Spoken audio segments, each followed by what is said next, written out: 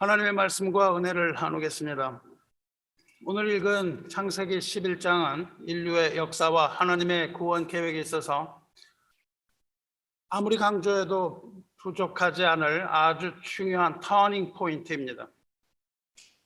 이 비밀은 우리가 성경을 이해하는 데 있어서 가장 중요한 열쇠 중에 하나이며 성경을 이해하는 실마리를 제공하고 있습니다. 어떤 내용인지 살펴보려고 합니다.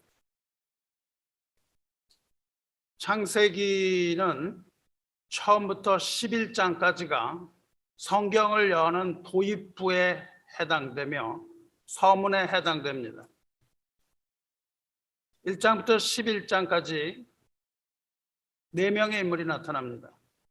그 4명의 인물이 누군지 알아볼까요?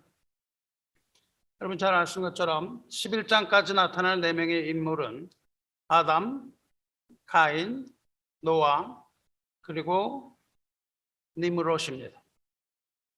처음 세 사람은 누구나 다 아는 이름이고 여기서 니므롯은 바벨론을 세운 왕조의 이름입니다. 그리고 이제 12장부터 시작해서 창세기의 뒷부분 50장까지 주요 인물 4사람이 나타나는데 그 이름은 아브라함과 이삭과 야곱과 요셉입니다. 그러니까 창세기 1부터 11, 12부터 50 이렇게 나눠지고요. 앞부분에 그 4사람이 나타나고 뒷부분에 또한 또 다른 4사람이 나타나는데 이 8사람을 우리가 이해하면 성경을 다 이해해도 한다고 해도 과언이 아닙니다.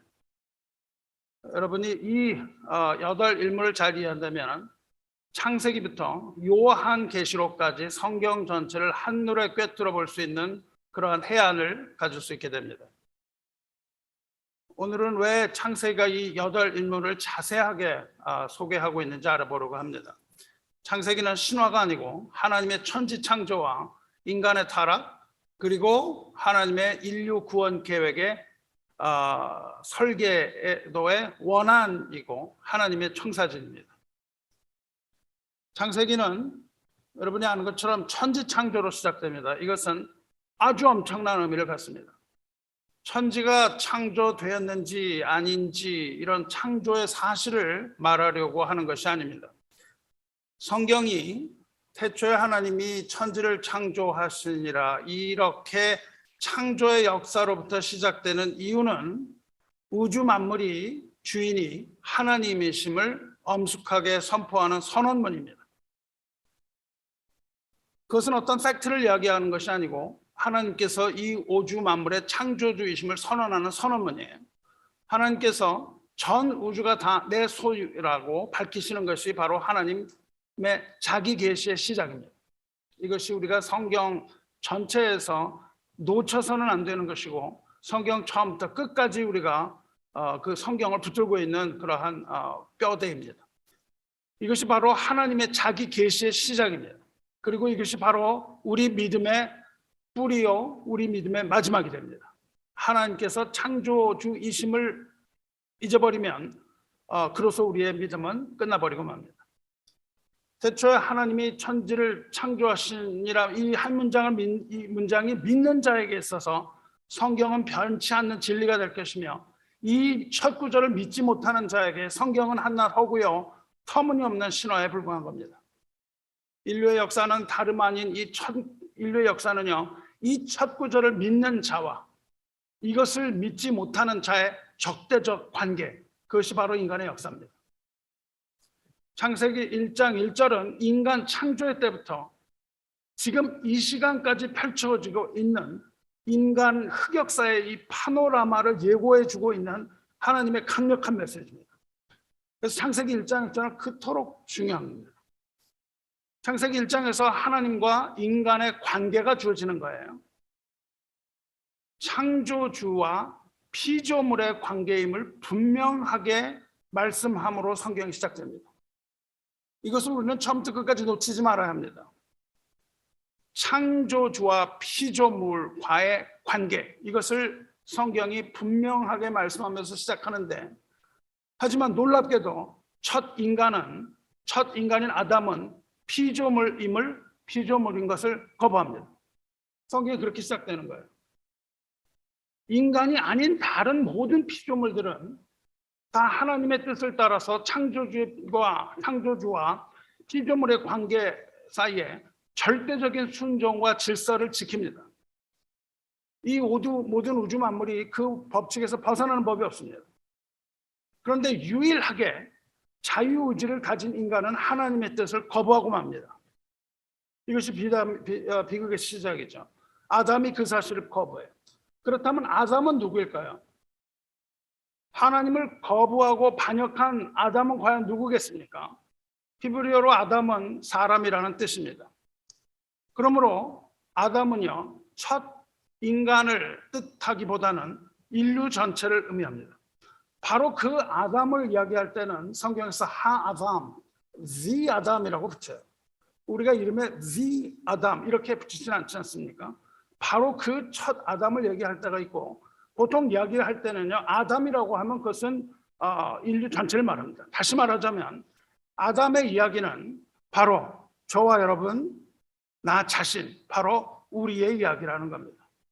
그러므로 여러분이 창세기를 나의 이야기, 우리의 이야기로 알고 그것을 읽으셔야 합니다. 그리고 그것은 요한계시록까지 계속되어야 하는 겁니다. 성경은 옆에 앉은 다른 분의 이야기가 아니고 바로 나 자신의 이야기라는 겁니다. 하나님께서는 에덴 동산 중앙에 생명나무와 선악을 알게 하는 두 나무를 지으시고, 다른 것들은 모두 다 먹을 수 있지만 선악을 알게 하는 나무의 열매는 먹지 못하게 하시죠.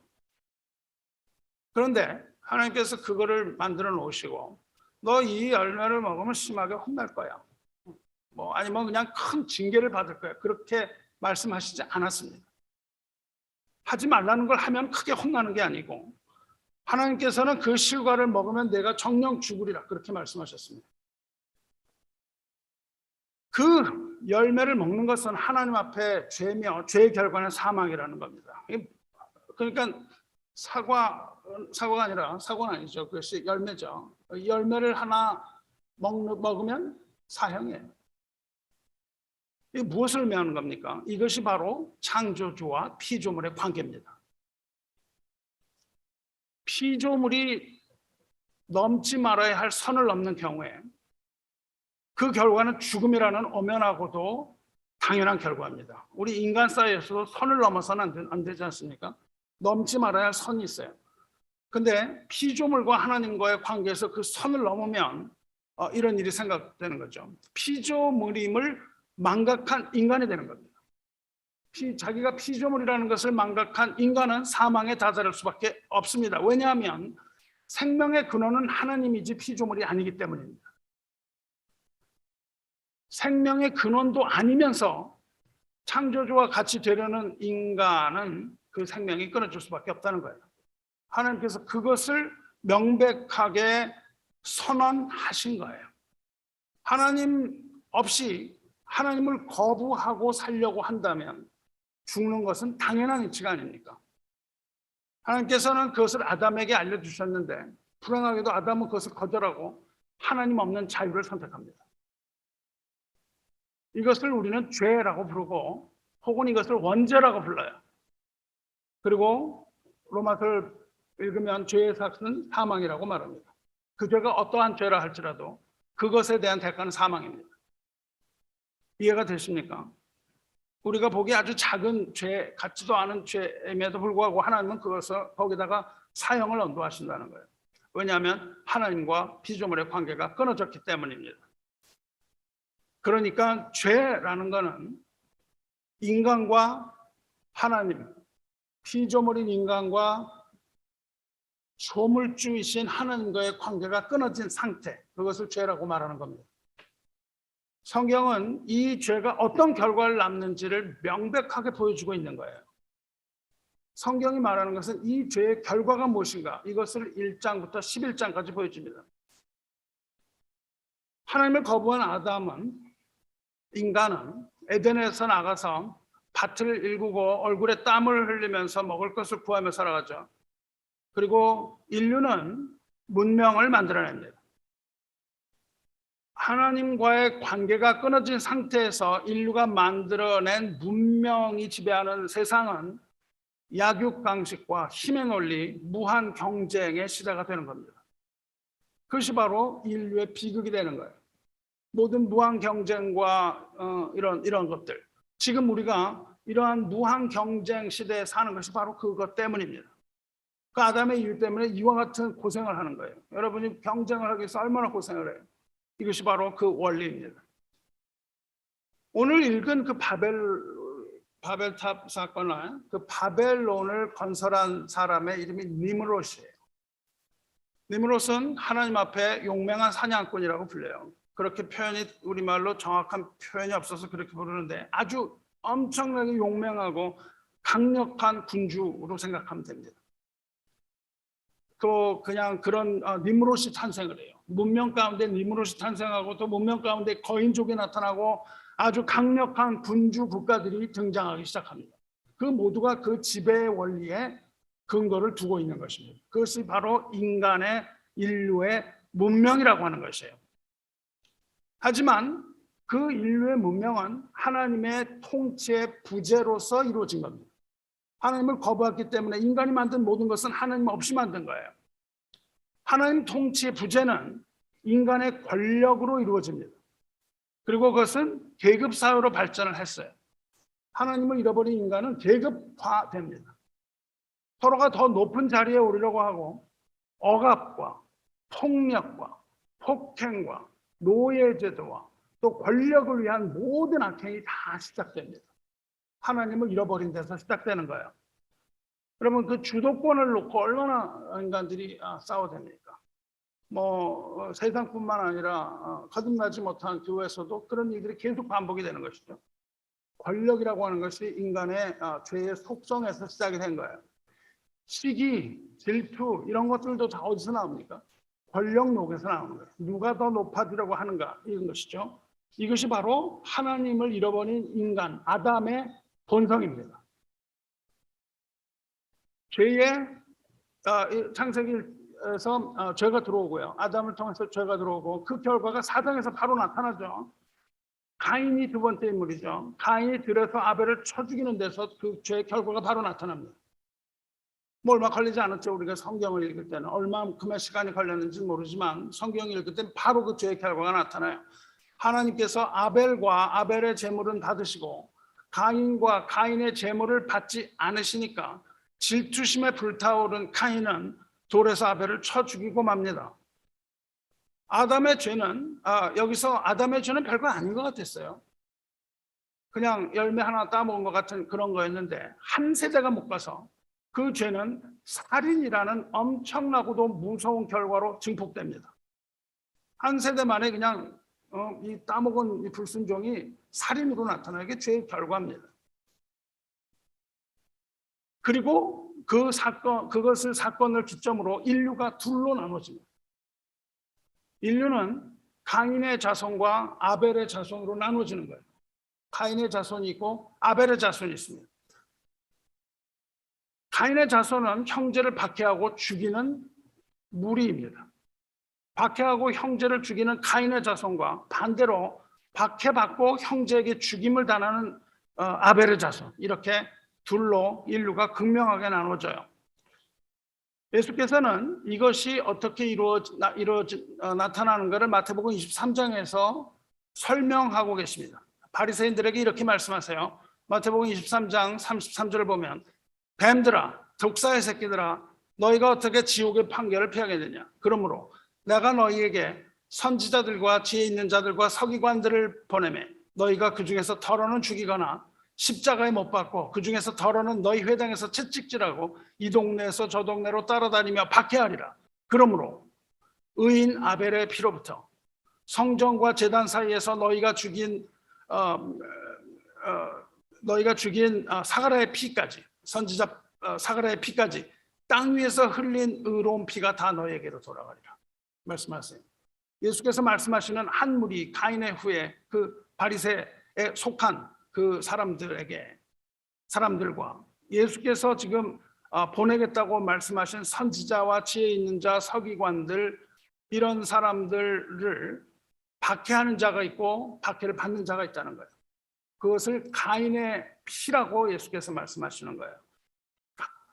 의인 아벨의 피입니다. 아벨의 피로부터 성전과 제단에서 너희가 죽인 그 사가랴의 피까지 이 땅 위에서 흘린 의로운 피가 다 너에게로 돌아가리라. 그렇게 말씀하세요. 이 두 무리를 얘기하십니다.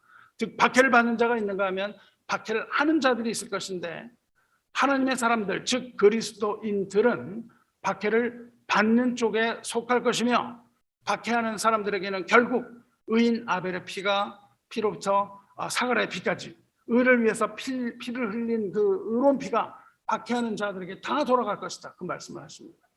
이렇게 둘로 갈라지는 거예요. 그래서 의를 위하여 박해를 받은 자는 복이 있나니 천국의 그들이 것임이라. 그렇게 말씀하십니다. 그래서 의를 위하여 박해를 받는 자들이 있다는 거예요. 그것이 바로 아벨의 후손입니다. 이렇게 가인이 아벨을 죽인 이후부터 인류는 박해를 받는 자와 박해하는 자로 나뉩니다. 성경은 박해를 받는 자를 의인이라고 부르고 박해하는 자를 악인이라고 부릅니다. 여기서 결론적으로 성경 전체를 다 풀어서 이야기한다면, 간단하게 풀어서 얘기한다면 의인은 곧 예수를 믿는 하나님의 백성이며 악인은 곧 예수를 믿지 않고 하나님의 대적하는 무리들을 말합니다. 하나님의 심판은 이 악인과 의인을 가르는 하나님의 마지막 통치입니다. 인간이 거부했던 그 통치권으로 하나님께서는 하나님을 거부하는 악인과 하나님을 믿는 의인을 가르친다는 거예요. 인자가 자기 영광으로 모든 천사와 함께 올 때 자기 영광의 보좌에 앉으리니 모든 민족을 그 앞에 모으고 각각 구분하기를 목자가 양과 염소를 구분하는 것 같이 하여 양은 그 오른편에 염소는 그 왼편을 두리라. 양과 염소로 가릅니다.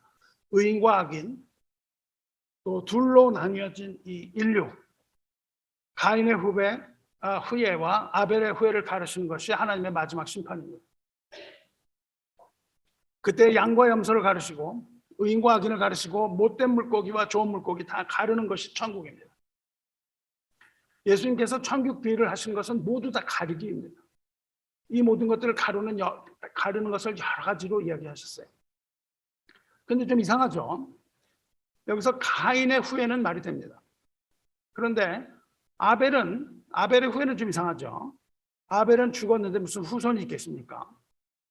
아벨의 후예라는 것은 우리가 육의 눈으로 보면 말이 안 됩니다. 그러나 하나님께서는 아벨을 대신하여 셋을 주십니다.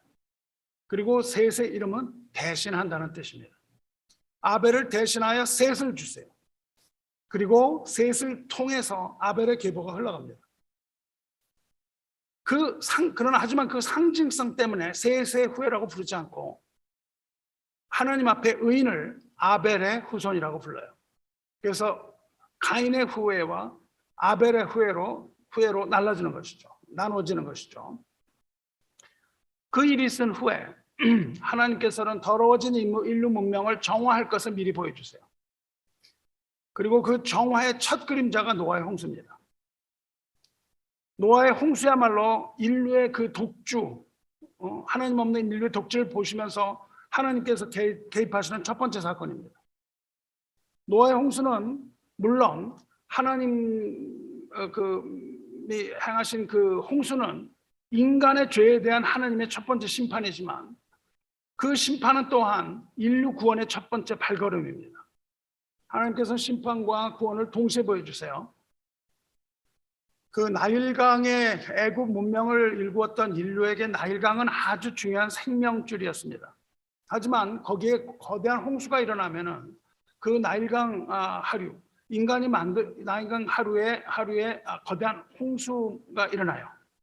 그렇게 되면 인간이 만들어 놓은 모든 문명이 다 무너져 버리곤 했습니다. 인간의 만들어 놓은 것들이 홍수로 다 쓸려 내려가죠. 그렇기 때문에 어떤 이들에게는 그 홍수의 물이 재앙일 수도 있습니다. 하지만 오히려 그 범람한 강물로 인해서 땅이 비옥해집니다. 그리고 농작물을 자라게 하는 재생산의 물이 돼요. 그렇기 때문에 어떤 이에게는 재앙이기도 하지만 어떤 이에게는 새 생명의 기회가 됩니다. 마찬가지로 홍수의 물은 심판의 물이 됐기도 했지만은 방주에 있던 노아의 가족 8명에게는 그것이 구원의 물입니다. 노아의 가족을 구원하는 물이 심판의 물이었던 것이죠. 노아의 홍수는요, 하나님의 진노와 하나님의 심판을 나타내기도 하지만 이것은 인류 구원의 첫 한 수를 두신 겁니다. 바둑에 첫 한 수 돌을 놓는 것처럼 하나님께서 그 인류 구원의 첫 한 수를 두신 것이 노아의 홍수예요. 그리고 인류를 정화하겠다는 인류 정화의 계시를 던지신 의미이기도 합니다.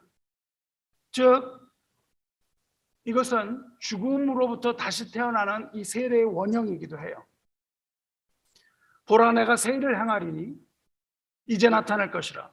너희가 그것을 알지 못하겠느냐? 반드시 내가 광야의 길을 사막에 강을 내리니. 이렇게 이사야에서 말씀하신 것처럼 하나님께서 그것을 새롭게 만드시는 것이죠. 하나님께서는 그 옛세상을 용서하지 않으시고 오직 의를 전파하는 노아와 그 7 식구를 보존하시고 경건하지 아니한 자들을 자들의 세상에 홍수를 내리셨다고 기록됩니다.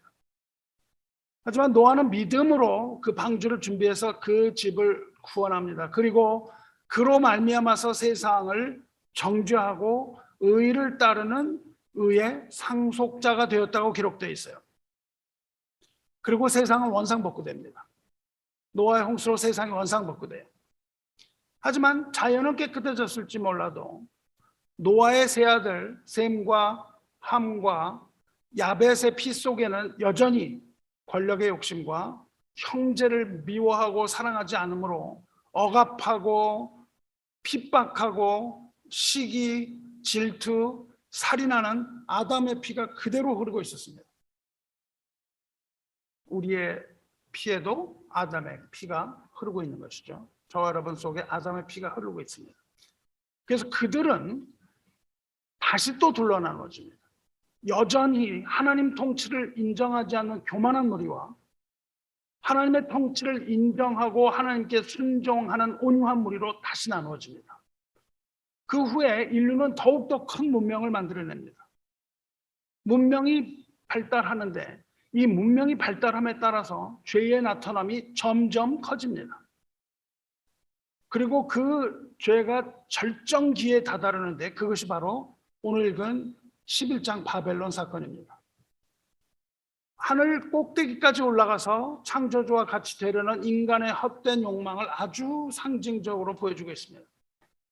이것은 실제 인류의 역사 속에서요, 아주 조직화되고 세력화되고 제도화된 죄악의 결정체입니다.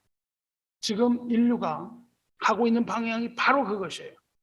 모든 죄가 아니라고 얘기하면서 이것이 조직화되고 법제화되고 세력화되고 제도화되어서 그것이 하나님께서 말씀하시는 것처럼 죄가 아니라고 하나님에 대하여 정면 도전하고 있는 겁니다.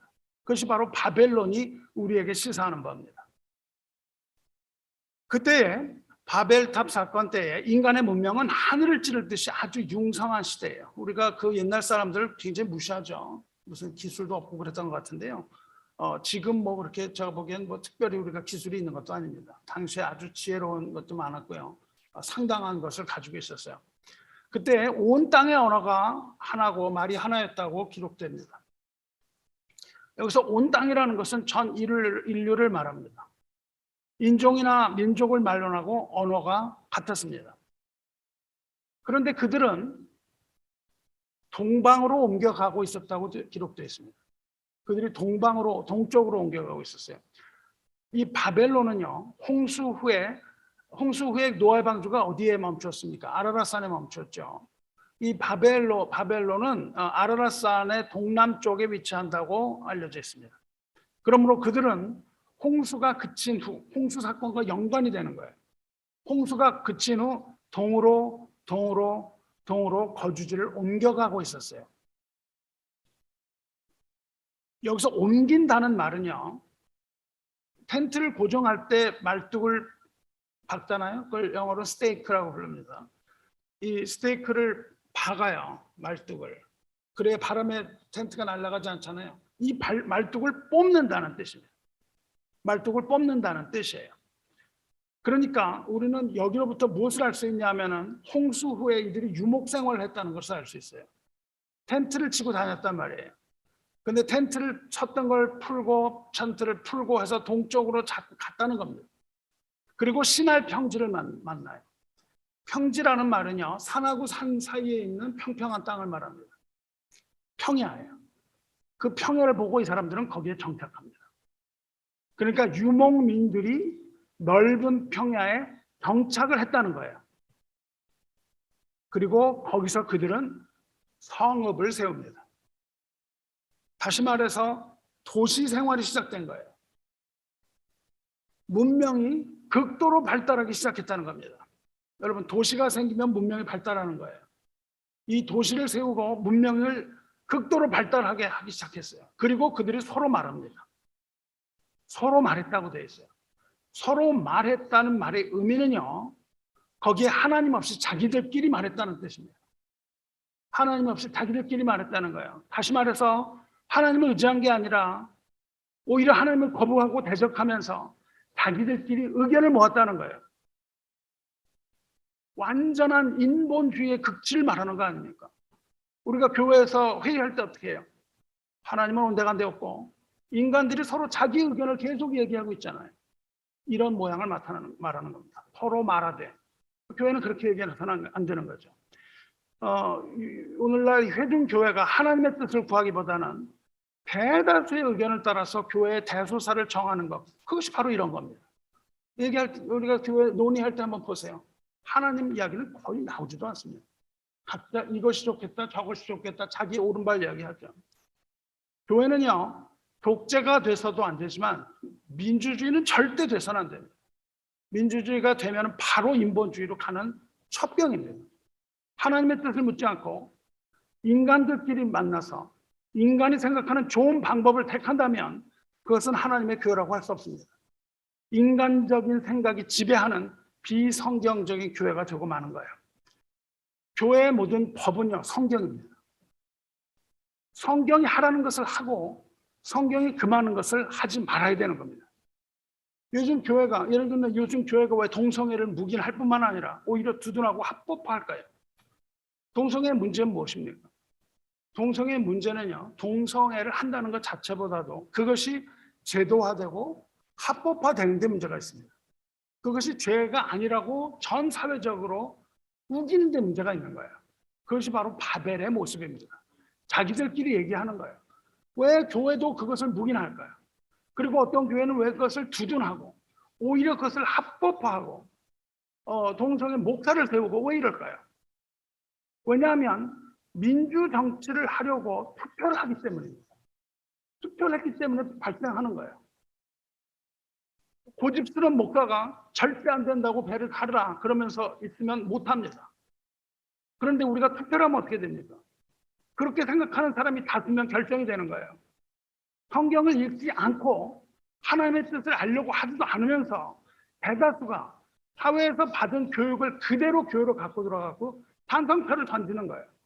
그러면 그 교회는 바로 인본주의 됩니다. 왜냐하면 그것이 우리 보기에 좋아 보이고 우리 교회가 사회로부터 불이익을 받지 않기 때문이에요.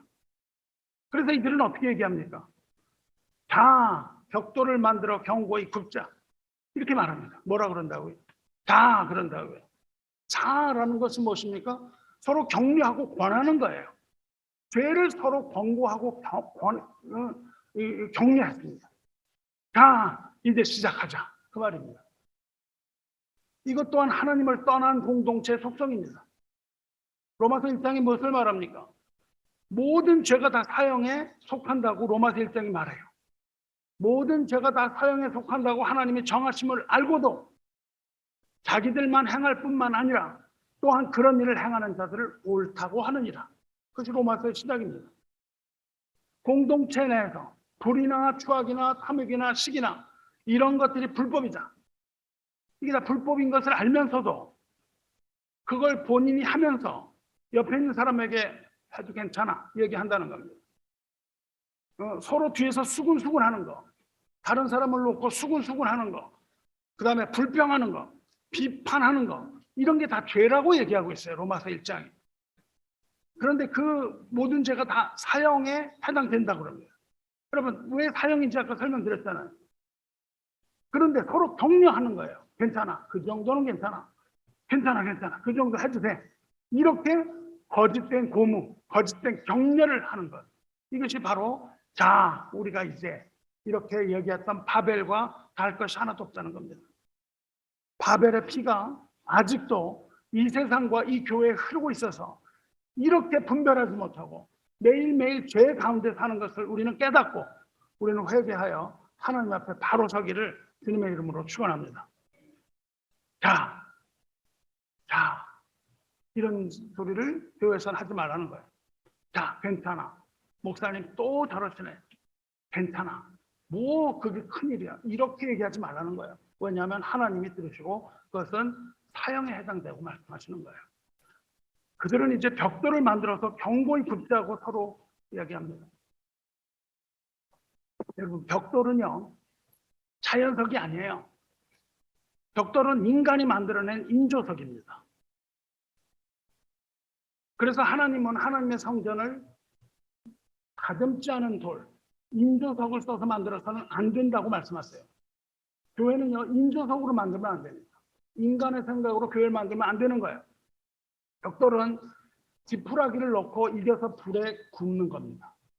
그러면 아주 엄청난 강도를 가진 인조석이 돼요. 아주 좋죠.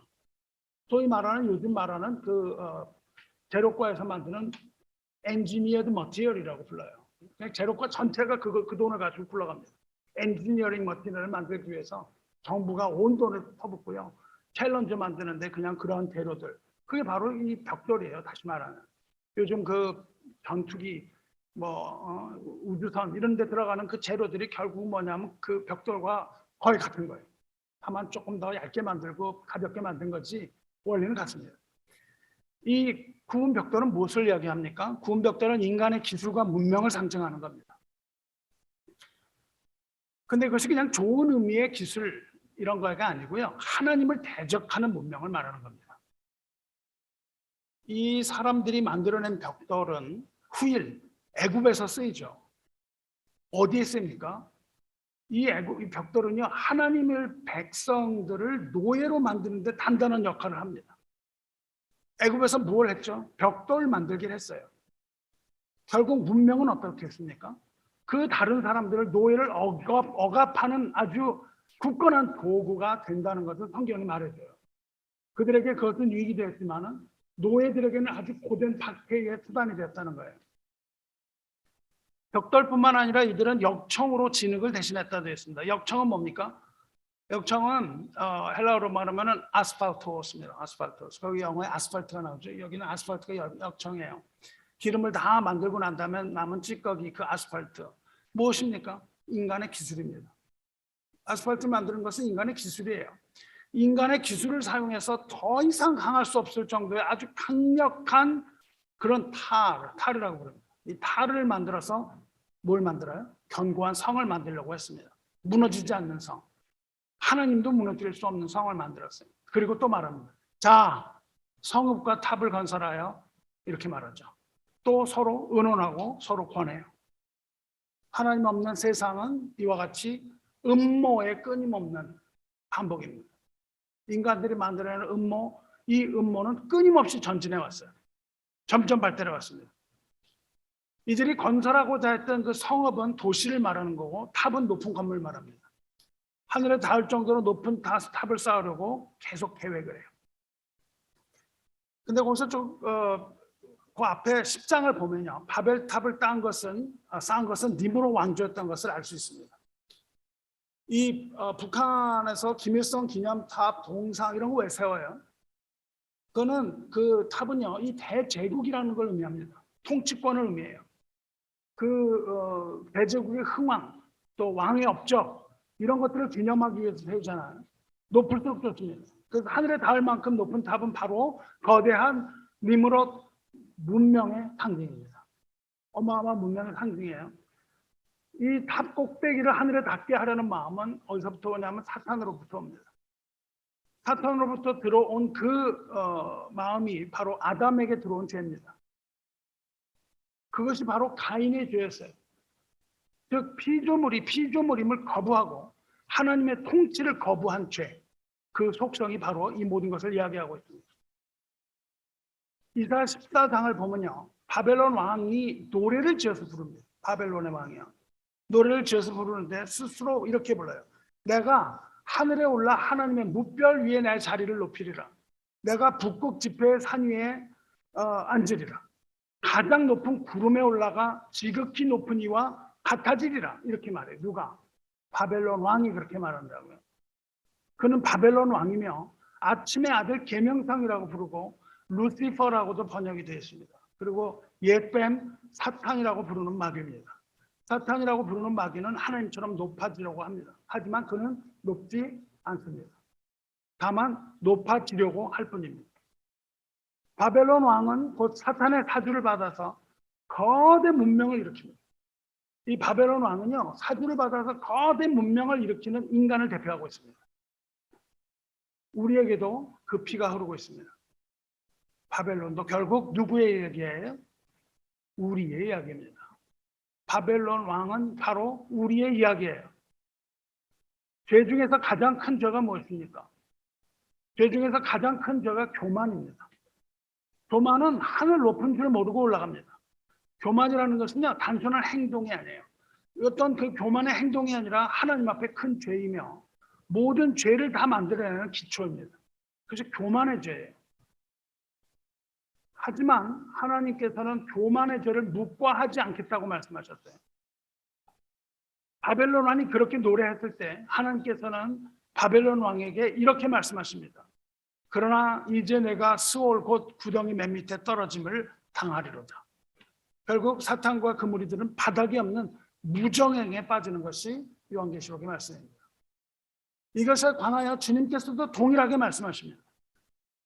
내가 하늘에까지 높아지겠느냐? 음부에까지 낮아지리라. 내게 행한 모든 권능을 소돔에서 행하였더라면 그 성이 오늘까지 있었으리라. 이렇게 말씀하세요. 악인은 마침내 하나님의 심판을 받는다는 것이 하나님의 원리입니다. 이들이 성읍과 탑을 건설하려고 했던 이유가 나와요. 자, 성읍과 탑을 건설하여 그 탑 꼭대기를 하늘에 닿게 하여 우리 이름을 내고 온 지면에 흩어짐을 면하자. 이렇게 말합니다. 왜 탑을 져요? 공모해서 성읍과 탑을 건설을 했던 첫 번째 이유는 그들의 이름을 내기 위하여입니다. 우리 이름을 내고, 라는 이름은요, 의미는요, 우리를 위하여 이름을 새기고라는 뜻입니다. 이것이야말로 인본주의의 극치가 아닐 수 없습니다. 하나님을 떠난 아담과 가인의 후회다운 말입니다. 하나님의 통치를 거부하고 하나님의 이름 부르기를 거부한 자들, 그들은 반드시 자기 이름을 드러내고자 하는 겁니다. 이것이야말로 인간의 명예욕과 권력주의의 극치입니다. 우리의 권력의 속성은 우리의 이름이라는 것으로 나타나요. 그들은 그들을 위해서 벽돌에 자기 이름을 새겼습니다. 지금은 죽고 없지만 여러분, 그 이라크의 사담 후세인이 벽돌 100만 개를 만들었어요. 그리고 그 벽돌에 자기 이름과 구호를 새겼습니다. 그 벽돌에 새긴 구호는 뭐였냐면 바벨론의 찬란했던 영광을 제거한다는 의미였습니다. 바벨론의 그 이라크 바벨론의 후예거든요. 그래서 이제 그 바벨론의 영광을 다시 한번 만들겠다라는 생각으로 그 벽돌에 이름을 새겼어요. 자기 이름을 내고입니다. 현대판 바벨론 제국을 세우기 원했지만 무참하게 처형당하고 말죠. 그들이 바벨탑을 세웠던 두 번째 이유는 온 지면의 흩어짐을 면하자 합니다. 왜 그걸 했냐면요, 자기 이름을 내고 그 다음에 온 지면의 흩어짐을 면하자예요. 이것 역시 하나님에 대한 직접적인 도전입니다. 가인이 아벨을 죽였을 때 어떻게 말씀하셨습니까? 하나님께서 가인에게 뭐라고 말씀하셨어요? 너는 땅에서 피하며 유리하는 자가 되리라. 땅에서 유리하는 자가 되리라고 하나님이 선언을 하셨어요. 가인은 그처럼 땅에서 유리방황하는 저주를 받았는데 이 사람들은 지금 뭘 하는 거예요? 자신들의 힘으로 성읍을 건설하여 안주함으로써 그 저주를 스스로 끊으려고 하는 겁니다. 뿐만 아니라 천지를 창조하신 하나님의 뜻은 무엇이에요? 생육하고 번성하여 땅에 충만하라. 이게 하나님의 뜻입니다. 하나님의 뜻은 인류가 번성하여 땅에 퍼지는 것이지 그 평지에 바벨탑을 닦고 거기 안주하라는 게 아닙니다. 여러분도 인생의 여정에서 이 광야에서요 안주하려고 하면 안 됩니다. 여러분의 편안한 침실에서 누워서 나오지 않는 그 안주하는 것이 하나님의 뜻을 지키지 않는 거예요. 우리는 안주하지 말아야 됩니다. 하나님께서 우리를 무엇이라고 하셨어요? 나그네라고 하셨습니다. 이 나그네 사상을 잃어버리는 순간 기독교는 타락하기 시작합니다. 안주해서는 안 되는 거예요. 바벨탑은 하나의 그 단일화된 거다 제국을 상징하는 거예요. 지금 우리가 살아가고 있는 이 세상이 바벨탑입니다. 하나님의 뜻은요, 사람들이 억압하고 억압당하는 그런 것에 있지 않습니다. 바벨은 무엇을 만들려고 하냐면 세계 단일 정부를 만들려고 한 거예요. 니무롯이 주도하는 세계 단일 정부를 만들었습니다. 그런데 현대에 이르러서도 이러한 시도가 일어나고 있지 않습니까? 이것을 무엇이라고 말합니까? New World Order입니다. 전 세계가 하나 되기를 원하는 거예요. New World Order. 세계 단일화 정부. 이 엘리트들이 꿈꾸는 세계 단일화, 이런 음모들이 하나님을 대적하고 있는 것이 현실입니다.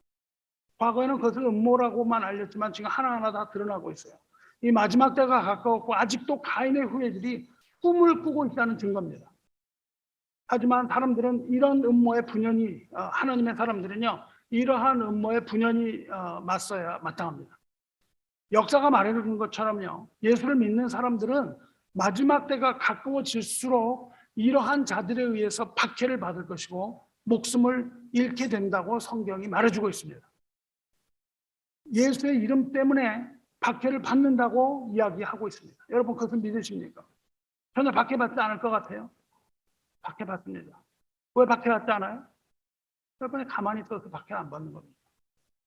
여러분 저기 하버드 교회 가갖고 얘기해 보십시오. 동성애는 죄다 얘기 한번 해보세요. 그거 안 하기 때문에 여러분이 박해를 안 받는 거예요. 거기 가서 여러분 전도해 보십시오.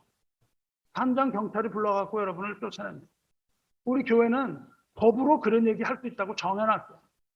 만약 그렇지 않으면 설교하다가 제가 그냥 수갑 차고 내려갈 수 있습니다. 캐나다에서 그런 일들이 여러 번 일어나지 않았어요. 예수 이름 때문에 박해를 받는 일이 일어난다는 겁니다. 박해받지 않고 있다면 우리가 할 일을 하지 않고 있다는 겁니다.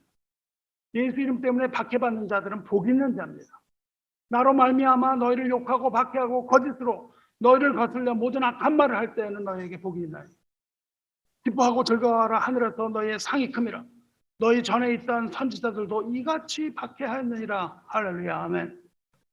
박해를 받을수록 주 안에서 기뻐하시기 바랍니다. 할렐루야.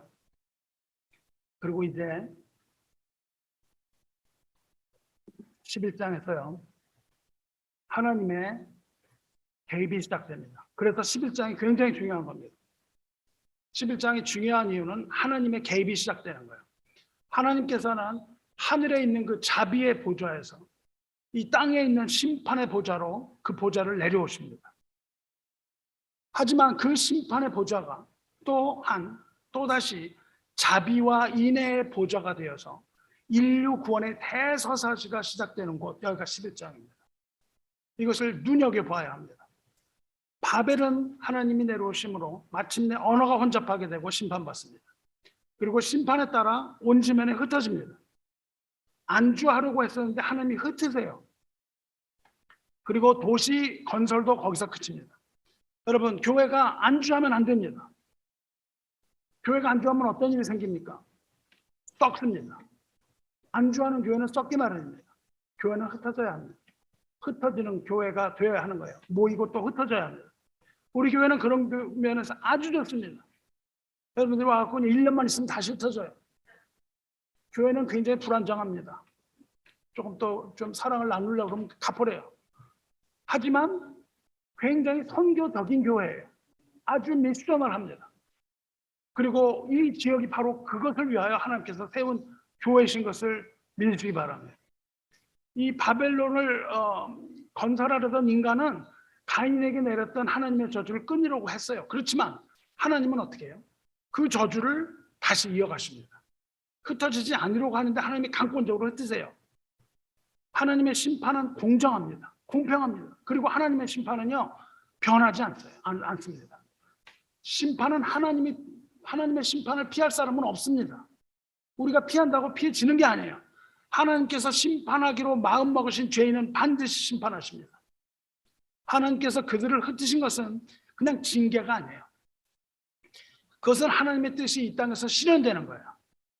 인간이 번성하고 땅에 충만하는 것이 하나님의 창조 목적이고 하나님의 뜻이기 때문입니다. 하나님은 그 본래의 뜻을 그대로 이루어가고 계시는 거예요. 인간이 하나님께 순종하던 하지 않던 하나님은 주권적으로 일을 해나가십니다. 여러분이 뭐 기도를 하건 하지 않건 여러분이 믿거나 말거나 하는 아무 상관이 없다는 거예요. 하나님께서 우리를 사랑하시기 때문에 그 말씀을 계속 하시는 것이지 하나님의 주권이 이루어져 나가는 데는 우리의 어떠함이 아무 필요가 없는 겁니다. 인간의 반역이 하나님의 뜻을 바꿀 수는 없는 겁니다. 비록 인간은 반역했지만 하나님은 그 선하신 뜻을 따라서 주권적으로 그 모든 일을 인간 역사의 수레바퀴 속에서 성취해 나가신다는 뜻이에요. 그것이 바로 하나님의 신실함입니다. 하나님은 그 뜻을 변개하지 않으실 뿐만 아니라 그 뜻을 반드시 이루어 가시는 겁니다.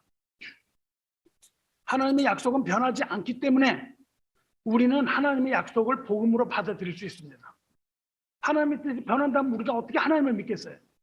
하나님의 뜻은 변하지 않고 하나님의 능력이 있어서 그 뜻을 반드시 실행하시기 때문에 우리가 하나님을 믿을 수 있는 근거가 되는 거예요. 하나님이 이랬다 저랬다 하는 하나님이 아닙니다. 하나님은 신실하신 하나님이에요. 그래서 우리는 예수님을 영접하고 예수님을 굳게 믿고 우리는 그 구원의 확신을 얻을 수가 있는 거예요. 이 바벨이란 말은 혼잡이란 뜻이고 무질서를 말합니다. 하지만 하나님은 질서의 하나님입니다. 하나님은 인간의 문명을 무질서로 바꿔버리셨어요. 무질서로 바꿔버리심으로 하나님의 나라의 질서를 세우십니다. 하나님께서는 인간의 어떤 의지에도 상관하지 않고 하나님의 대주권을 가지고 하나님의 나라를 통치하시는 겁니다. 할렐루야. 자, 이제 그 아담과 과인, 셈을 제외한 그 노아의 나머지 아들들, 그리고 뭐 바벨, 이러한 자들의 한없이 타락하는 것. 이것이 창세기 11장까지 말이에요.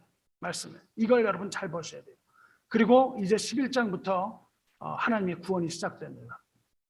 오늘 제가 13절까지, 본문이 13절까지예요. 그렇죠?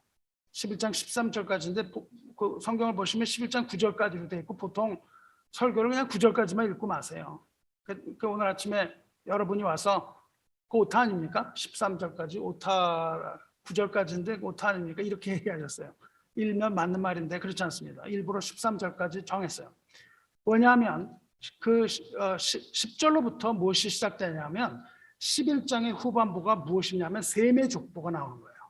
셈의 족보를 여러분에게 조금 보여주기 위해서 13절까지 선택을 했습니다. 이 계보가 무진장 중요한 겁니다. 이거는 단순한 그냥 계보가 족보가 아니에요. 이것은 무슨 족보냐 하면요, 믿음의 조상 아브라함의 근본을 밝히기 위해서 하나님께서 특별하게 쓰신 족보예요. 이 족보는 아주 중요한 의미를 갖습니다. 결국 11장에서 뭐가 나오냐면요, 아브라함의 족보가 나오기 시작하는 거예요. 그리고 12장으로 넘어가면 하나님께서 아브라함을 부르시는 겁니다. 그러니까 11장까지의 타락이 있고요, 12장부터 하나님의 구원의 역사가 본격적으로 시작되는데 어디서 시작되냐면 아브라함을 부르심, 이거에서 시작되는 거예요. 그래서 성경은 창세기는 11장에서 12장으로 분명하게 나오죠. 아브라함을 부르심, 이것이 진정한 구원의 시작이에요. 진정한 구원의 시작. 하나님께서 개입하시는 시점, 이것이 바로 창세기의 서원입니다. 그리고 성경은 이것을 따라 기록됩니다. 창세기까지. 여기를 잘 이해하셔야 됩니다. 인간의 타락과 하나님의 구원에 대한 성경 내용의 목차, 그게 11장까지예요. 결국 무슨 얘기입니까? 피조물인 인간이 타락했고 하나님께서는 아브라함을 부르셔서 미dom으로 구원 얻는 복음을 전하셨다. 이것이 창세기 11장까지 내용이고요. 하나님께서는 이것을 일목요연하게 성경을 통해서 풀어나가시는 거예요. 주 안에 사랑하는 성도 여러분, 죄의 계보는요, 아담, 가인, 그리고 바벨로 이어집니다. 그리고 그 죄는요, 세대를 거듭하면 거듭할수록 눈덩이처럼 점점 불어난다는 것이 이야기의 핵심입니다. 가인은 질투로 아벨을 죽였죠. 아담은 열매를 먹었고요. 가인은 아벨을 질투로 죽였는데, 가인의 아들 라멕은요, 자기 몸의 상처로 말미암아서 사람을 죽입니다. 그런데 가인처럼 죄를 두려워하지도 않고 오히려 살인한 것을 아내들에게 자랑합니다. 죄가 자랑이 되기 시작해요.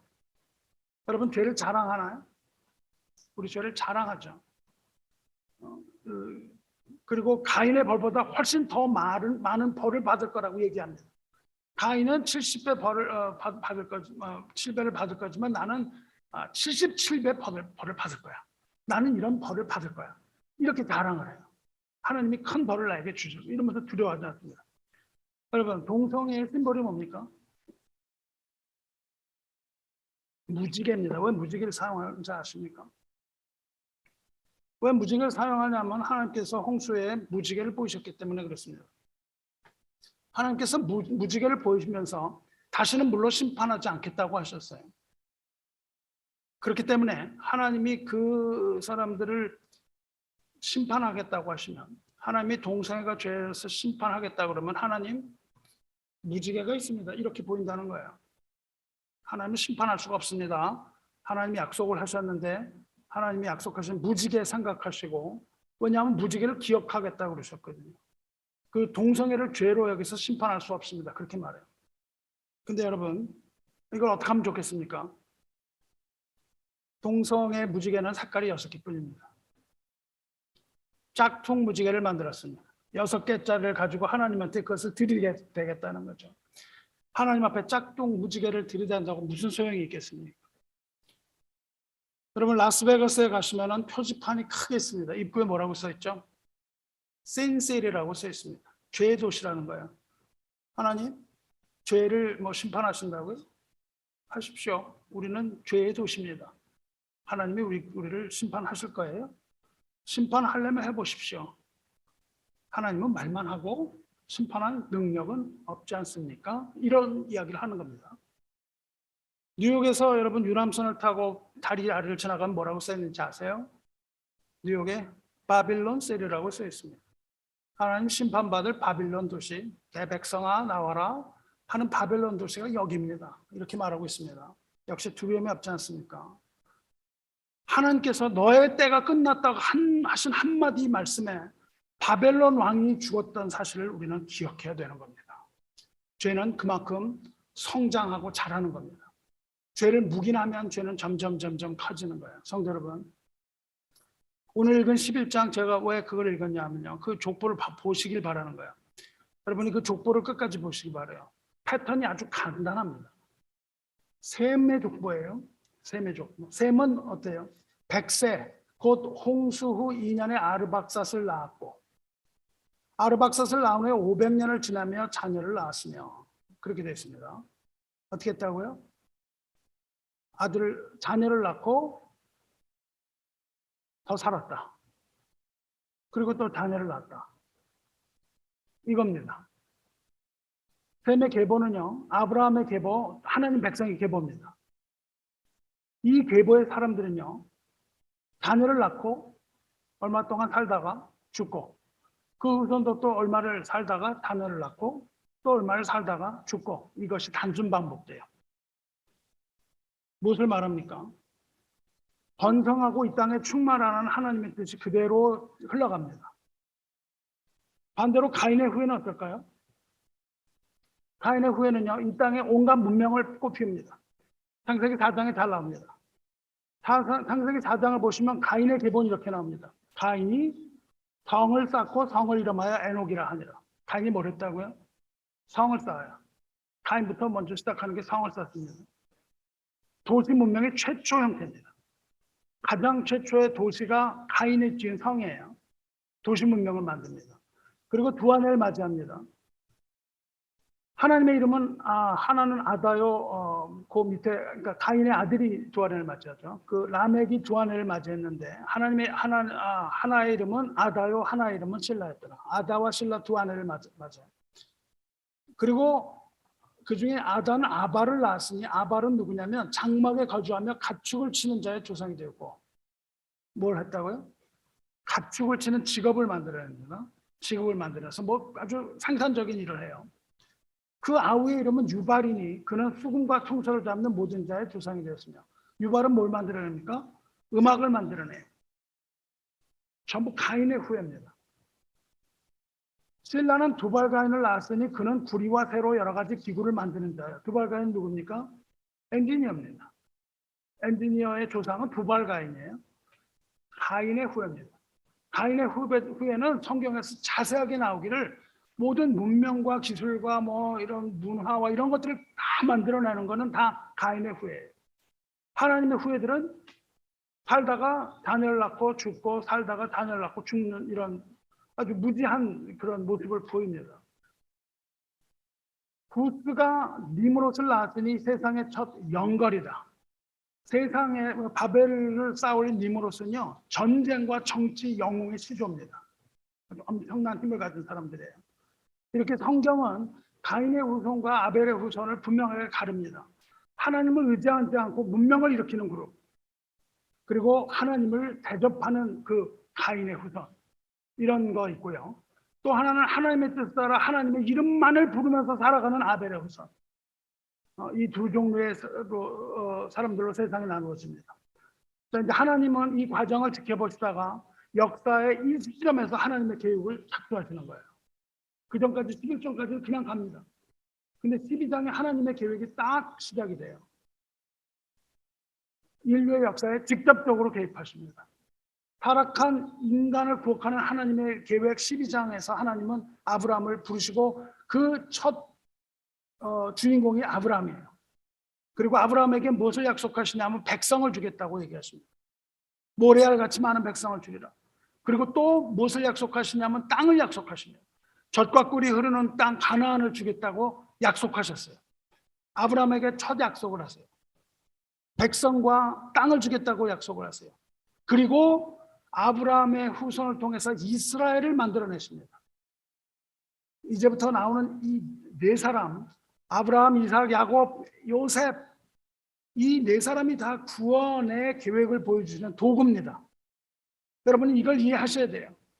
이 모두가 다 구원을 이루시는 도구예요. 그들 모두가 진정한 구원을 이루실 예수 그리스도를 나타낸다는 것은 두말할 필요가 없습니다. 여러분이 설교를 여러 번 들어보셔서 그걸 다 이제 이해하실 줄로 믿습니다. 이삭을 통해서 하나님 아들의 죽음을 희미하게 보여주셨고요.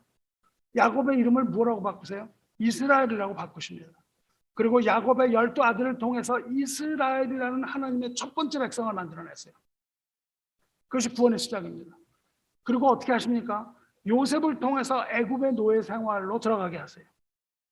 그리고 그러니까 요셉 역시 예수님의 예표예요. 예를 들면 요셉은요 형들의 시기와 질투로부터 버림을 받아요. 예수님 역시 자기 백성들로부터 버림을 받습니다. 이와 같이 예수님을 계속 보여줘요. 요셉의 이야기는 무엇을 어디로 연결됩니까? 애굽으로부터의 탈출, 즉 출애굽으로 절묘하게 넘어가는 거예요. 애굽은 풍요와 물질의 상징입니다. 인류가 풍요와 물질에 매도당할 것을 이야기해 주십니다. 우리 발목을 잡고 있는 것은 풍요와 물질이에요. 교회가 바로 풍요와 물질 때문에 다 넘어가고 있지 않습니까? 역시 문명의 결정체요. 하나님의 이름을 부르지 않고 바로의 이름을 부르는 가인의 후손을 계속 성경은 그려가는 거예요. 그것이 굉장히 많이 나타납니다. 성경에는 가인의 후손의 모습이 많이 나타나요. 가인의 후손은 어떻게 합니까? 하나님의 백성 이스라엘을 박해하고 노예를 만들어서 온갖 노역을 다 시킵니다. 그것이 애굽의 모습이잖아요. 창세기 마지막 모습입니다. 그리고 출애굽기로 넘어가죠. 출애굽 사건을 통해서 이제 그 노예 생활로부터 구원을 그려내십니다. 출애굽을 통해서 여호와 하나님의 능력과 주권 이런 것들을 깨닫게 하시고 그 다음에 가나안이라는 실질적인 땅을 주셔서 천국에 대한 그림자를 보여줍니다. 가나안에 들어가는 것은 율법의 행위가 아니라 믿음인 것을 보여주기 위해서 우리 지난주 설교에서 들으신 것처럼 모세는 광야에서 죽어야만 했습니다. 그리고 믿음으로 응답한 여호수아와 갈렙은 그 2세대를 데리고 가나안에 들어가죠. 믿음으로 들어갑니다. 물론 모세도 믿음이 있었지만은 또 나머지 거기 백성들의 믿음도 있었지만은 하나님께서는 모세에게 거기서 죽으라고 말씀을 하세요. 그리고 모세는 그 말씀을 알아듣고 광야에서 죽습니다. 그래서 모세로는 가나안에 들어가지 못하는 걸 보여주시고 믿음으로 들어갈 수 있다는 것을 보여주십니다. 이렇게 해서 이스라엘 백성이 생겨나요. 그리고 인류 최초로요. 하나님을 창조주로 고백하는 첫 백성이 나타나는 거예요. 이게 굉장히 중요한 겁니다. 하나님을 창조주로 인정하는 백성이 나타나는 거예요. 하나님을 주님으로 고백하는 첫 백성 이스라엘을 만들어내신 이것이 창세기의 결론입니다. 창세기의 결론은요. 하나님을 하나님으로 여기는 백성을 만들어내신 것 이거예요. 그리고 이 모세오경과 여호수아서를 통해서 이스라엘 백성이 어떻게 만들어져 가는 걸 보여줘요. 그리고 거기서 하나님의 언약궤가 만들어졌죠. 그리고 하나님을 창조주로 경배하고자 하는 성막이 만들어져요. 그리고 인간과 하나님이 만나는 회막이 완성됩니다. 결국 성경은 사사기를 거쳐서 하나님의 나라인 다윗의 왕국이 탄생합니다. 그리고 창조주 하나님을 인정하고 예배하는 이스라엘의 12지파의 이름을 가진 성전이 완성됩니다. 이것이 구약에 나타나는 거예요. 이렇게 해서 하나님의 구원의 역사가 이루어집니다. 가인의 후예는 그동안 뭘 합니까? 여전히 문명을 발전시켜요. 여전히 문명을 발전시키면서 하나님을 대적하고 있습니다. 아벨의 후예, 즉 셋으로 대신한 셈의 족보, 즉 아브라함과 이삭과 야곱과 요셉과 모세와 여호수아와 다윗으로 이루어지는 이 이스라엘이 만들어지고 거기서 그들은 무엇을 합니까? 그들은 여호와의 이름을 부릅니다. 이해하시겠습니까? 두 개의 무리인데 하나는 무슨 이름을 불러요? 자기의 이름을 쓰는 사람들과 여호와의 이름을 부르는 무리, 이 둘로 극명하게 갈라진다는 거예요. 이것이 바로 구원의 주 여호와의 역사입니다. 그런데 여러분, 이것이 끝입니까? 하나님의 역사가 거기서 끝나겠습니까? 아닙니다. 하나님의 역사가 거기서 끝나지 않잖아요. 다윗의 왕국에서 끝나지 않잖아요. 이것은 끝이 아니라 오히려 이것이 시작입니다. 이 이야기는요, 우리가 지금 보여주고자 하는 이야기는요, 온 땅에 있는 하나님의 백성들을 통해서 하나님을 창조주로 여기고 하나님께 순종하는 하나님의 백성이 완성될 때 끝나는 겁니다. 이스라엘이 아니라 하나님을 주님으로 부르는 자들이 땅끝까지 나갈 때에 이 구원의 역사가 끝이 나는 거예요. 여호와를 인정하는 백성이 땅끝까지 충만할 때 이야기가 끝나는 겁니다. 그래서 그 구약, 즉 하나님의 이스라엘 백성의 역사가 끝나고 주님께서 이 땅에 오시고 부활하시고 승천하시고 이 땅에 새로운 백성을 세우십니다. 믿음의 백성인 교회가 세워지고 교회가 땅끝까지 복음을 전파하되 무엇을 전합니까? 우리는 하나님이 창조주이시며 우리는 예수 그리스도를 통해서 창조주께 나갈 수 있다는 이 사실, 이 놀라운 사실을 전하는 것. 그리고 우리는 단지 피조물에 불과하다는 이 지식을 전하는 거예요. 그래서 물이 바다를 넘는 것처럼 온 땅에 이것이 충만해질 때가 이 이야기의 끝이고 그것이 바로 요한계시록의 끝입니다. 여러분, 성경을 이렇게 읽으셔야 돼요. 그러므로 창세기로 시작한 이 구약의 역사는요, 하나님의 백성 이스라엘의 역사이고 주님이 이 땅에 오심으로 시작된 신학의 역사는 두 번째 백성인 교회, 마지막으로 이스라엘과 함께 되어 나가는 그 교회 역사이며 그 역사는 주님께서 말씀하신 것처럼 땅끝까지 천국의 복음이 전파되면 끝나는 겁니다. 전하 사랑하는 성도 여러분, 이제 이 파노라마, 이 그림, 왜 이렇게 뭘 장황하게 그냥 목사님 날씨 더운데 이렇게 장황한 얘기를 하셔? 이러지 마시고 이 파노라마를 보셔야 돼요. 성경의 파노라마를 보셔야 여러분이 성경을 제대로 이해합니다. 그렇지 않으면 엉뚱한 얘기들을 계속 하는 거예요. 이 큰 그림을 보셔야 돼요. 영적인 눈을 떠서 이 그림을 보시기 바랍니다. 인간들은 계속 뭔가를 해요. 그래서 그 조그만 퍼즐 조각들을 만들어냅니다. 근데 하나님께서는 그 조각들을 모아서 인간이 만들어낸 역사의 조각들을 모아서 하나님께서는 큰 그림을 그리시는 거예요. 퍼즐이 완성되는 겁니다. 그 퍼즐이 완성돼서 그 조각들이 모여서 하나님이 만들어내신 그 그림이 만들어지는데, 여러분과 제가 영적인 눈으로 하나님이 만들어내신 그 완성된 퍼즐의 그림을 본다면 거기에 그림이 그려져 있는 거예요. 어떤 그림을 하나님은 그리시는 겁니까? 하나님께서는 예수님과 그리스도의 십자가를 거기다 그려 넣으신 거예요. 우리가 조금 이렇게 보는 이 모든 것들이 다 모아져서 거대한 그림으로 조각들이 맞춰지면 우리는 무엇을 보는 거예요?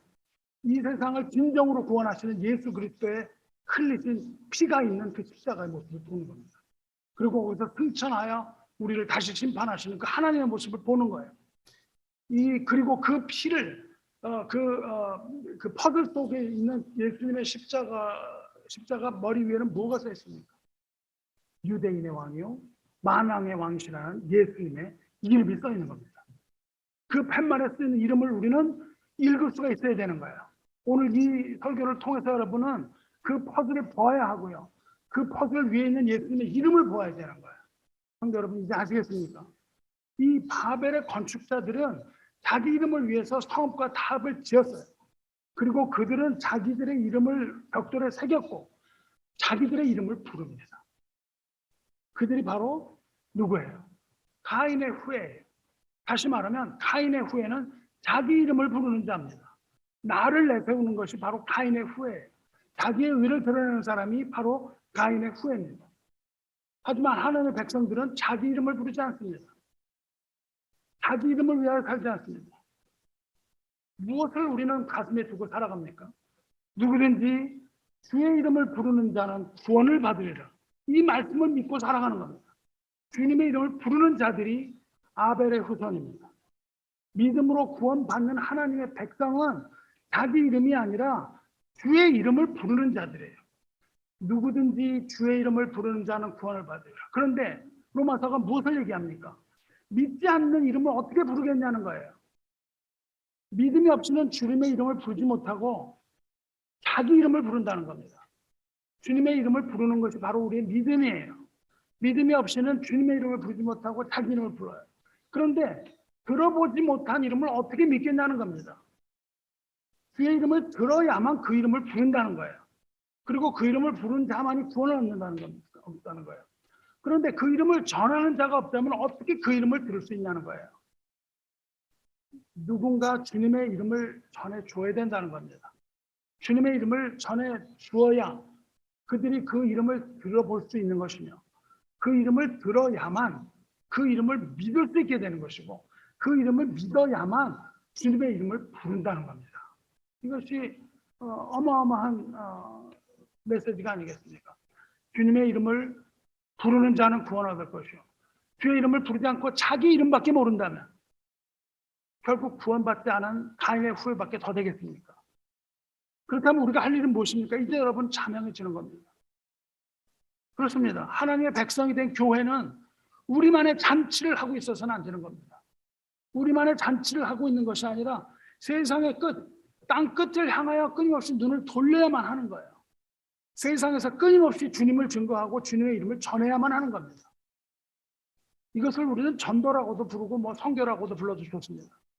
하지만 이것이 성경이 우리에게 말씀하시는 겁니다. 성경은 우리로 하여금 이러한 선교의 장으로 우리를 불러내고 계시는 겁니다. 우리를 부르시는 거예요.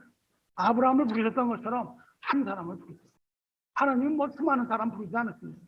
한 사람 한 사람을 부르시는 거예요. 보천은혜 장로교회 다 나와갖고 선교해 이렇게 안 하십니다. 여러분 한 사람을 하나님께서 부르시는 거예요.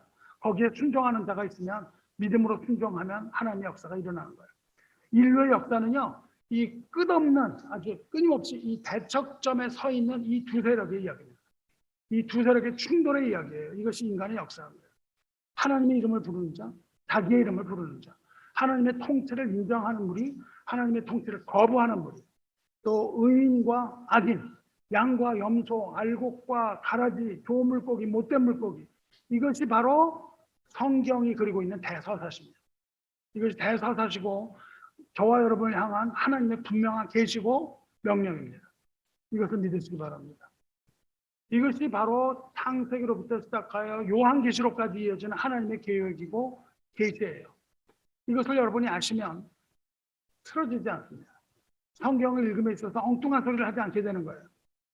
이것을 이해하지 못한다면 어떻게 됩니까?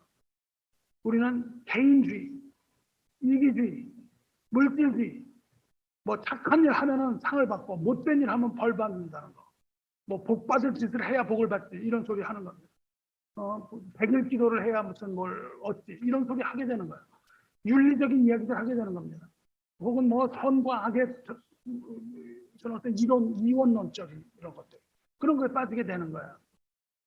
그래서 우리는 다람쥐 쳇바퀴 돌듯이 집과 교회를 다니면서 종교 생활하기가 식상입니다. 성경을 확실하게 이해하고 하나님의 계시의 말씀을 확실하게 확인을 하고 거기에 순종하여 하나님의 선교에 적극적으로 동참하시기 바랍니다. 사랑하는 성도 여러분, 아담과 아벨과 노아와 셈과 아브라함과 이삭과 야곱과 요셉과 그리고 모세와 다윗과 그 외 모든 선지자들을 다 읽으시고 과연 성경이 여러분에게 무엇을 말씀하고 계신지 선명하게 듣고 말씀을 바라보시기를 주님의 이름으로 축원합니다. 그리고 원대한 포부를 가지고 하나님 나라를 꿈꾸시기 바랍니다. 여러분, 이스라엘과 교회, 이 믿음의 백성이 어떻게 다른지 아세요? 왜 구약에서 끝나지 않았을까요? 이스라엘은 가나안에 들어가고 다윗 왕국을 세웠습니다. 그들은 백성과 땅을 가졌습니다. 이스라엘과 백성을 가졌지만 하나님의 직접적인 통치가 없었습니다. 가나안 땅은요, 하나님의 직접적인 통치가 없었다고요. 사사가 다스렸고 솔로몬이 다스렸고 다윗이 다스렸습니다. 하지만 믿음의 백성, 주님께서 다시 오실 그날에는 하나님께서 직접 다시 다스리심이 있을 것입니다. 이것이 바로 구원의 완성이에요. 다시 말해서 새하늘과 새 땅은요, 창조주 하나님이 하나님이 되시고 우리는 그의 백성이 되는 하나님의 나라를 말합니다. 이것이 아브라함에게 약속하신 하나님의 약속이고 이것을 우리는 언약이라고 부릅니다. 나는 너의 하나님이 되고 너희는 나의 백성이 되리라. 하나님의 완전한 통치가 이루어지는 것, 즉 하나님의 주권을 거부했던 아담의 잘못을 완전하게 되돌리셔서 하나님께서 직접 통치하시는 만왕의 왕이신 것을 알게 하는 것, 이것이 성경의 마지막 점입니다. 그래서 주 예수여 오시옵소서라고 고백하면서 성경을 마쳐요. 왜냐하면 주 예수께서 이제 오셔서 그 모든 것이 이루어진다는 겁니다. 말씀 맺겠습니다. 사랑하는 성도 여러분, 여러분은 자기의 이름을 위해서 할 것입니까? 아니면 주님의 이름을 부르면서 살 겁니까? 우리의 신앙은요, 결국 이 둘 사이의 싸움입니다. 이름의 주도권 싸움이에요. 내 이름을 내세울 것인가? 아니면 주님의 이름을 부를 것인가? 내 생각을 관찰하려고 할 것인가? 아니면 주님의 말씀을 듣고 순종할 것인가? 이 두 가지입니다. 이것이 끊어지지 않는 인류의 아주 뿌리 깊은 죄악입니다. 우리도 이것을 쉽게 꺼내기가 어려워요. 결국 우리의 신앙은요, 이 두 이름 사이에서 일어나는 영적인 전투입니다. 이 인류 문명의 이 치열한 투쟁, 이 투쟁의 역사 속에서 우리가 한낱 피조물임을 인정하고 그리고 그리스도 안에서 새로운 피조물인 것을 인정하고요. 하나님의 절대적인 주권을 인정하는 참 이스라엘, 하나님의 백성이 되시기를 천지를 창조하신 주님의 이름으로 축원합니다. 기도하겠습니다. 은혜와 사랑이 충만하신 하나님 아버지, 하나님은 전능하신 창조주이시며 우리는 피조물임을 망각하며 하나님께서 우리에게 주신 자유의지를 남용하여 지은 죄를 용서해 주시고 하나님 나라의 질서를 되돌리실 때에 여기 있는 우리 모두 하나님의 계획에 동참하게 하여 주시기를 원하나이다. 교만하여 하나님을 배척하며 자기의 이름을 위하여 살아가는 이 배도의 거대한 물결에 휩싸이지 아니하도록 우리를 도와주시며 오직 주의 이름만을 부름으로 구원받은 백성이 이제 자신의 안위와 안녕만을 위해서 무의미하고 무가치한 종교 생활을 하면서 살아가는 것이 아니라 하나님께서 오늘 보여주시는 선명한 청사진을 우리가 해독하며 하나님의 구원 계획을 깨달아서 하나님께서 우리에게 주신 지상 명령을 준행하는 거룩한 하나님의 백성 되게 하여 주시며, 이 시간 우리 마음과 모든 몸을 다 드리며 헌신하고자 하오니 하나님의 뜻에 맞게 사용하여 주시옵소서. 하나님의 백성이 되고자 하면 세상이 미워할 것이라 말씀하셨고, 또한 박해를 받게 될 것을 알려주신 주님의 말씀에 귀 기울이고, 주께서 우리 생명을 위하여 십자가에서 피 흘리시고 부활하셔서 우리를 의롭다 하셨으니 이제 우리가 주님을 따르고자 합니다. 하나님의 은혜와 사랑이 물 흐르게 하시며 진리가 이 땅에 흐르게 하여 주시옵소서. 여호와를 아는 지식이 물이 바다를 덮음과 같이 이 땅에 충만할 때에, 천국 복음이 땅끝까지 전해질 때에 주님께서 다시 오신다고 하셨사오니, 주님 다시 오심을 소망하는 우리가 끝까지 십자가를 지고 천국 복음을 전할 능력과 권세를 우리들에게 더하여 주시옵소서.